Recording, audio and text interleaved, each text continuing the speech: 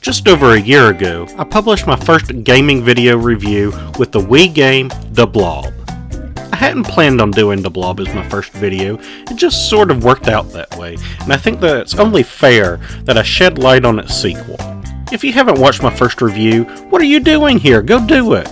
Not only do you have a better understanding of what I'm talking about here, but you can see just how far I've come with a year of experience of making these videos. Seriously, it's like night and day. The original game was published by THQ and developed by Blue Tongue Entertainment, who have returned to deliver the sequel. Joining them is Syfy Games, an arm of the Syfy TV station, and this was their first of two games, the other being Red Faction Armageddon. I believe Syfy aimed to bring the Blob to Syfy as a cartoon, joining its Syfy Kids lineup, but regrettably, that never happened. Also, this would be Blue Tongue's last gaming venture, shutting down not long after, while in the midst of developing a game based on the Avengers 2012 movie. THQ would also file for bankruptcy in 2012, folding early the following year. Does all of this bad news surrounding the title foretell a gaming disaster? Or is the sequel, like its predecessor, one of those Wii platforming treasures? Well, let's find out.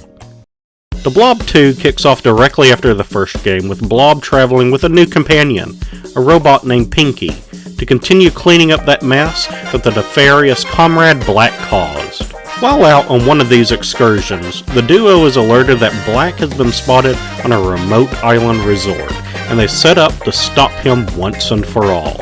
Upon arriving, however, Comrade Black has escaped and has already set about erasing the color from this tropical resort as well.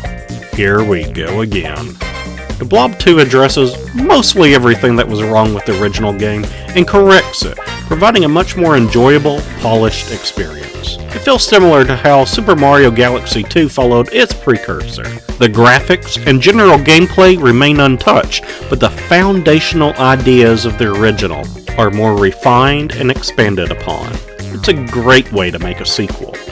You may remember that my main gripe with the first title was with the motion controls, especially when used to jump.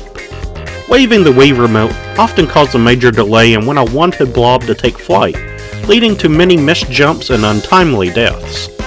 Thankfully, this has been reworked to a simple button press now, alleviating all frustrations with motion controls. In fact, the only time you actually use motion controls in single player is to wave the remote to shake off the occasional enemy that has you in their grasp, and this I can easily overlook. Building upon the original design, the Blob 2 does include some great new gameplay additions to break up the monotony of colorifying the world. For starters, Blob now has new combat techniques that will aid him in stopping the evil Inkies. Blob has a dash attack that will use a large amount of his paint supplies, but will boost him forward at alarming speed, crushing all enemies in the vicinity. It's a costly yet powerful move, perfect for eliminating groups, and many strong foes and large obstacles require it to get past. Blob can also crouch to avoid enemy projectiles. This may seem extremely basic, and in a way, it is, but it does give the player a greater chance of not being hit when confronted with a ranged enemy. Inkies will often deploy these UFO-like discs that, when they connect, pull Blob over to an area where his paint may be erased, or he'll even take damage. Crouching is crucial to avoiding these attacks. There are also a slew of new power-ups that Blob can pick up to wreak havoc with. The Wrecking Ball makes Blob a near indestructible heavy powerhouse, crushing obstacles and enemies in his path.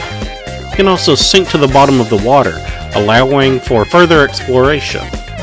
His jumping and his speed is a bit limited in this form, but it's often worth picking up, especially to eliminate any foes nearby. Another power-up provides unlimited dashing, giving Blob a needed burst of speed to blaze through enemies and obstacles in his way. Blob is much more vulnerable with this ability than he is with the Wrecking Ball, but he is also more agile and can handle more varied situations. The Hazmat suit lets Blob cruise along ink as if it were simple water, but it can be destroyed by enemy attacks. This allows Blob to get through otherwise inaccessible areas where he'll either take damage or lose his color. Lastly, the Rainbow power-up makes a return, but functions a bit differently. Upon picking it up, Blob is indestructible and automatically paints any objects with their appropriate color, making some challenges a cakewalk compared to how they're supposed to be done. One other welcome addition are the 2D sections that populate the title. This time around, when going inside one of the larger landmarks to transform it, players must then guide Blob through a 2D level that is often more puzzle than platforming or combat related. Usually, players will have to hit certain switches with their corresponding colors to activate the transform tool, allowing Blob to wash away all of the ink that has polluted the area and return it to its lustrous old ways. These are a surprise favorite of mine, so I think they port the familiar gameplay to a 2D setting well and provide a nice break to the pacing. I do wish that these areas were a bit more elaborate, however, as they can be rather simplistic, especially early in the game. Music was a huge standout of the original title, and that's no different here.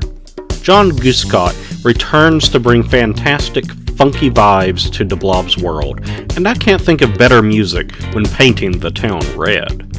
The soundtrack is a little more disco-infused than its predecessor, but it certainly works in providing a joyful and exciting beat when splashing color around the city. Music has also worked its way into the gameplay somewhat. When things are gray, music is more ominous, drowned out, and just gives that empty feeling all around. Players are made to long for the joyous, upbeat, jazzy tunes, and thus the developer encourages players to color the area to restore soul to the world. It's a great, subtle way to provide incentive. Another new feature is the ability to level up. Throughout levels, you will collect these light bulbs, or be awarded them for completing tasks, and you can use them to improve Blob and Pinky's abilities. You can increase the amount of starting lives you begin a level with, strengthen the amount of hits you take before taking damage, increase your maximum paint, decrease the cost of your dash attack, and the amount of ammunition Pinky can carry. This isn't revolutionary, but it does provide deeper meaning to the optional objectives and makes exploring more of a treat. When Super Mario Galaxy launched, the inclusion of a type of multiplayer mechanic was seen as an inventive and fun way to allow participation for multiple people in a series known for its single-player adventures.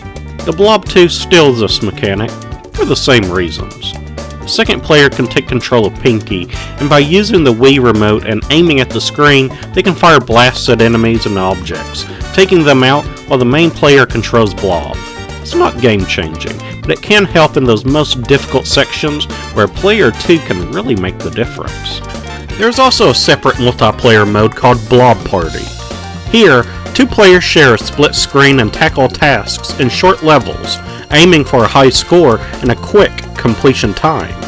These can be fun in small bursts, allowing players to both cooperate to finish challenges while facing off on who can get the best rewards. I do think that these are a bit limited in their scope, as they don't really include much of the exploration of the main game, but focus more on combat and painting trials. I would have loved to see this idea expanded upon, but it's great that it's even included. Not everything is wonderful in the land of the Blob 2, however. Many issues that were present in the first game rear their ugly head once again, and sometimes to an even worse degree. For starters, targeting is still a major headache in complex situations. In most games, pressing the targeting button will lock onto the closest item or perhaps one that the character is facing. Not so here.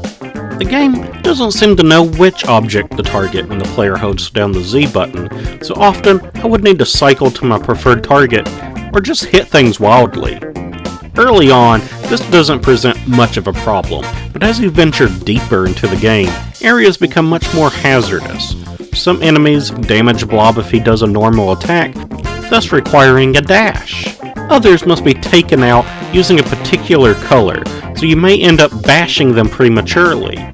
The worst is when one of these colored foes are next to a paint bot used to change your color, and you end up hitting the bot first, forcing you to go back and find the right color again. This targeting system even caused me to die more than once, as the object I wanted to hit wasn't actually targeted, and thus Blob moved to an unexpected location, and then promptly dove off a ledge into an abyss. This could be fixed if targeting was made to have any kind of consistency, but for the life of me, I could never get the hang of it even by the end. The needless time limit has also returned.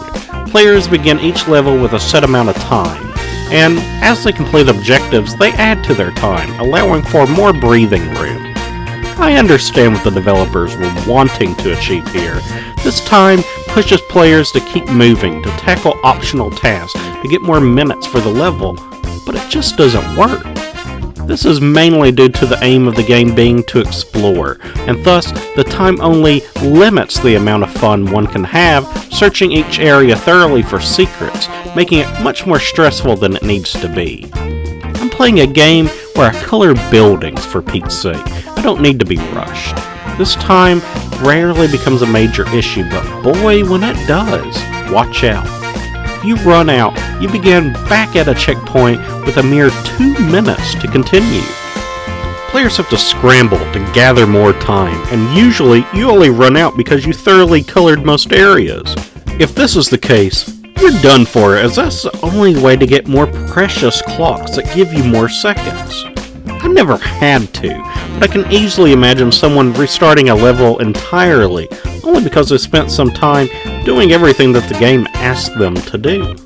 The most heinous culprit of this game, however, is the level length. As I said before, this is a game about coloring things. I don't need, nor do I really want, something that's too complex here.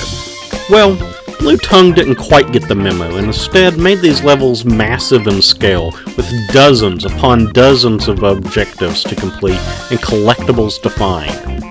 Now this wouldn't be a problem if there was a way to continue from the middle, or come back after you're done, but, you guessed it, there's not. There's not a way to save your progress midway through a level, so if you have to turn it off, for whatever reason, you have to do it all over again. The time limit, this can be extremely annoying when you're reaching the end of a long stage and have to rush to its completion. One stage took me over 2 hours to finish. That's longer than most dungeons in an RPG. After finishing the main quests of a level, you are given optional objectives to complete, and the time limit is removed. The problem here is that these are only available at that very moment. Should you decide you want to quit the level, take a break, get a sandwich, you cannot go back to that level just to do the bonus missions. No, you have to start from scratch each and every time. With levels being so long towards the end of the game, I quit caring about these extra tasks just because I wanted that level to end. What's more is if you missed a single collectible, or you get to the results screen and realize that a bonus mission wasn't done, well then have fun going back and doing all of that again, just to cross that off your list. I could never complete this 100% just out of principle. I harken the level length so much simply because this is the main factor that drained my enjoyment out of the title for me. I was having a blast until close to midway, when it was just beginning to drag. I had the most fun exploring levels, but this was erased when it felt more like a job to me, simply because I couldn't go back after beating the main quest. Just the option of starting from the beginning or the end would have made a world of difference for me. Instead, if I just wanted to complete one level and see most of what it had to offer, I needed to ensure I had 2 hours set aside to do that. That's not easy to do when you have a child less than a year old and other important things going on, like life. With all of that being said, the Blob does offer enjoyment. It's a flawed painting, but ultimately it does deserve to be hung up and admired. We are in a day and age where platformers are getting less and less common, and the Blob retains the qualities that make the best ones timeless fun. That's why I'm awarding the Blob 2 the title of Treasure.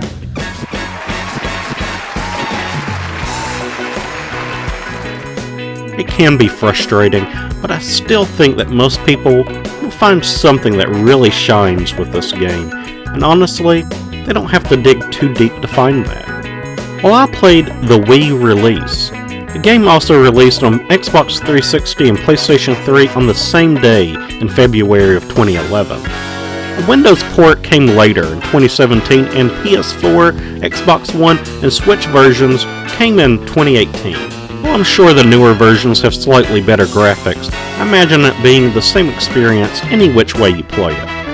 I must also mention that there is a DS title called The Blob 2, but it is a completely different game, and actually serves as a prequel to this one. Maybe one day I'll delve into that one, but until then, I wholeheartedly recommend checking out the console Blob games, only to scratch that platforming itch. Anyway, here's Wonderwall.